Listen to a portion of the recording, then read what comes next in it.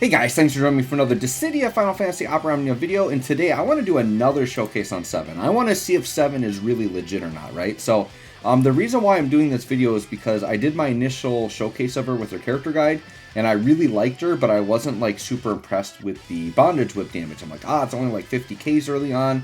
It was going up in force, but it wasn't like crazy, right? Then I did her Shinryu fight, and the damage was really good on the bondage whip. I was really happy with her. I was calling her underrated, all that stuff, right?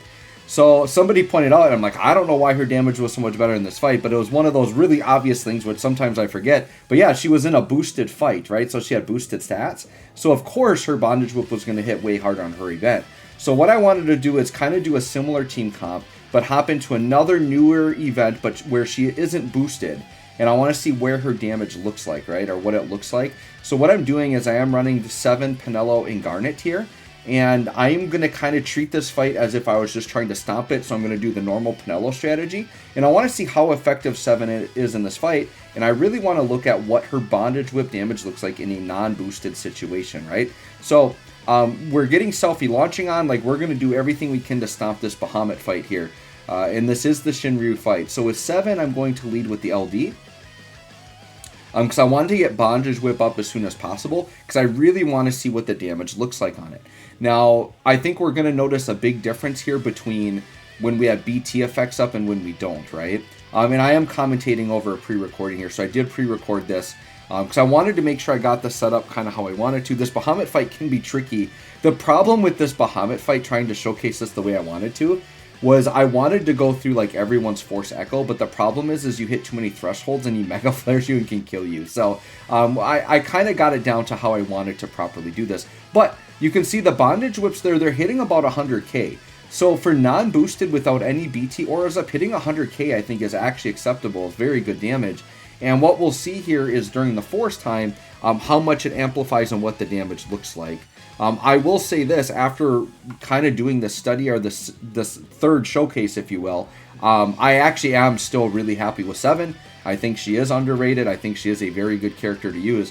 So once again, even at 100k, those are going to add up a lot after all the repetition of all the, instant turn rate type moves, all the attacks you're doing. Because it happens on every single action, it's very good.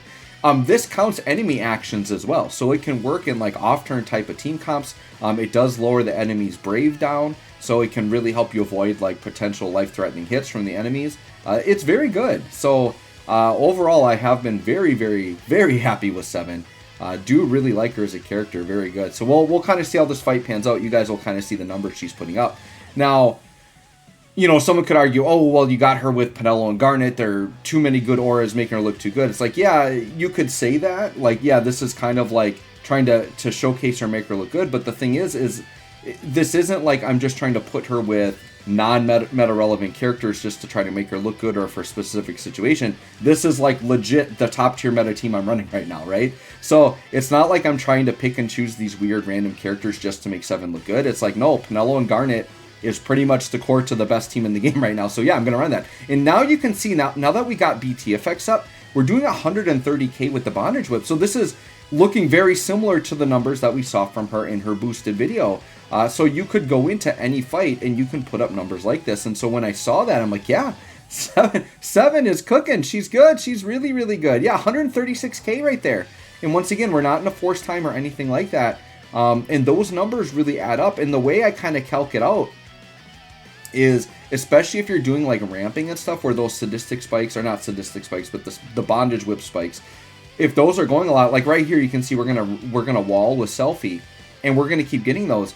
7's off turn is actually stronger than Garnet's when you add up all of the small pokes you're getting through all of the actions, as opposed to just once every 4 turns with Garnet. It's very, very good. Because basically what you can do is you can take 7's damage and times it by 4, and it typically will output more than Garnet. So Garnet did 600k right there. So it's going to be actually pretty comparable, pretty close, right? But it's very good. And once again, when you're scaling it with Force, it's going to do a lot of damage. So I think it's very competitive for off-turn.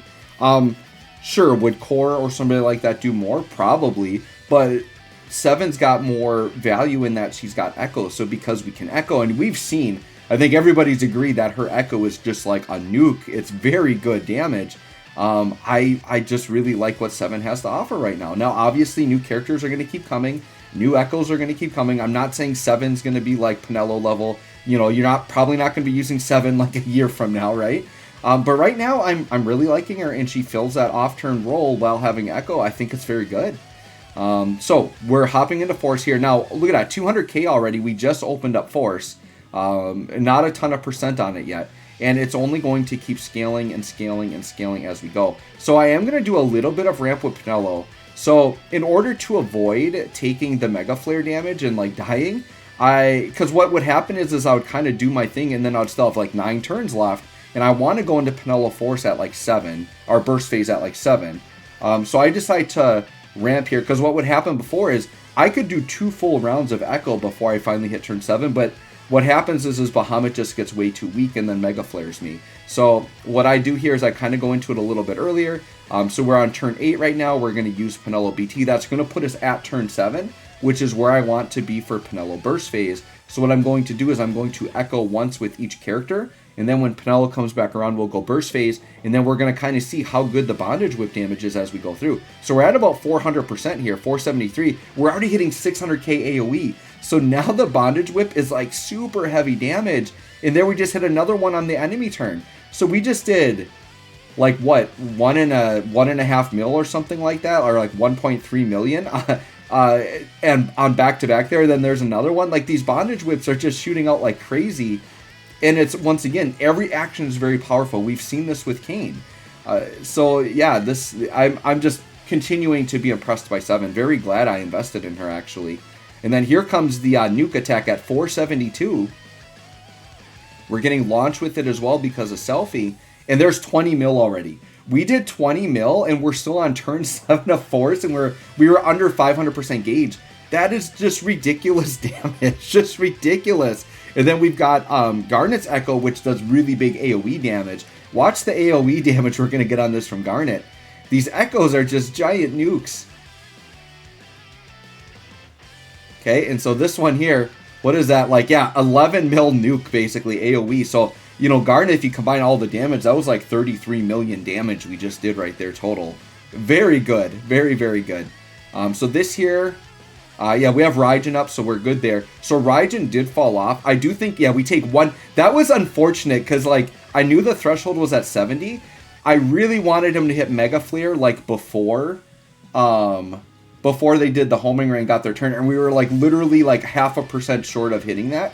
Luckily we survived it, so we're good, because Penelo during burst phase is going to have her special HP plus attack, which actually heals. So this really showcases Penelo's healing even when she's doing her ridiculous damage. So luckily we just survived enough to get into it. So now we're just going to go burst phase, and then as Penelo's hitting out her crazy nuke attacks, we're going to get 7's Bondage Whips going on, and it's just really, really good. And we got the launching, like, the damage here is just insane. It's crazy. So 15 mil on the launch, and then here come the Bondage Whips, and yeah, 800k. So every action we're getting an extra 800k plus now, so the damage just adds up like so much. Really enjoying this setup here. And I think this might be my favorite team right now. Like, I like it with Terra as well, but Terra just doesn't offer the utility that 7 does with the statistic spikes. Now, the one thing Terra does have over 7 is that Terra does have a BT aura, and that BT aura does play a huge role, right? So Terra is still really, really good if you want to just keep using that setup for sure. And then obviously tonight we've got Warrior of Light Echo dropping, and then, you know, we got Tifa. Like, the thing is like, characters are going to be like really good right now, but then there's going to be a lot of like new stuff coming in because we're at the beginning of an era, right? So Echo's going to keep cycling in. There's going to be new characters you can use, so don't feel like you have to get 7. Like, 7 still isn't like a must pull or anything, but I just think she hasn't been given enough praise for how good she actually is right now.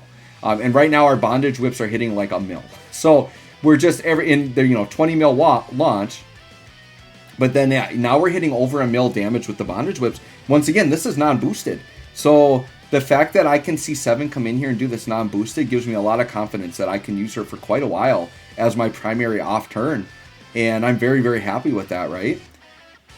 And what's cool is like, even if there's lockout content, like maybe I still do this setup with core, but then I can use 7 with a different group to have like an echo representation while still having off turn, right? So I think there is some value to it right now. I like it. I like it. I like it. And Bahamut here isn't long for this world. He's gonna be dead here pretty quick.